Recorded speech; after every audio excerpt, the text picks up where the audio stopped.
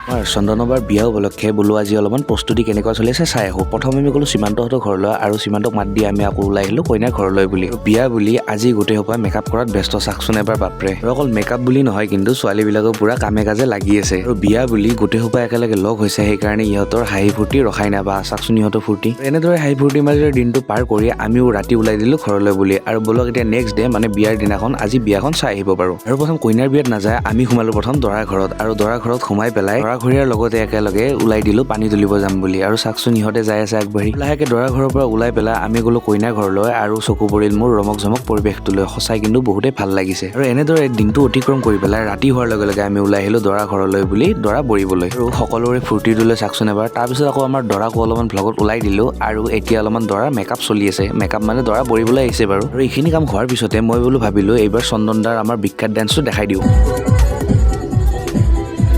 Dance sense কৰি মেলি হোৱাৰ পিছত আমি আহিলোঁ কইনাৰ ঘৰৰ ৰিটাৰ্ণ আৰু এইপিনে আমাৰ চম্পকদাই ট্ৰাই কৰি আছে মুনৱাক। তাৰপিছত আকৌ আমাৰ ডেন্স কৰা পৰম্পৰাটো অব্যাহত ৰাখিলোঁ আৰু এইপিনে আমাৰ ছোৱালীবিলাকে বনাই আছে অলপমান ৰিল। আৰু ছোৱালীবিলাক নহয় বাৰু আমিও অলপমান ট্ৰাই কৰিলোঁ বাৰু। চাওঁতে চাওঁতে এইপিনে দৰাও আহি পালে আৰু দৰাৰ ৱেলকাম কৰিলোঁ আমি কুছ এনেধৰণৰ। তাৰপিছত আকৌ ব্যস্ততাৰ মাজত মই বেছি ভ্লগ বনাব নোৱাৰিলোঁ আৰু একেবাৰে গ'লোঁ ভাত খাবলৈ বুলি। ভাত চাত বাৰু খোৱা হৈ থাকিব কিন্তু এতিয়া আপোনালোকৰ পৰা বিদায় লোৱাৰ টাইম আহি গ'ল। তো আজিলৈ এৰিছোঁ, কালি এটা নতুন ভিডিঅ'ৰ সৈতে লগ পাম।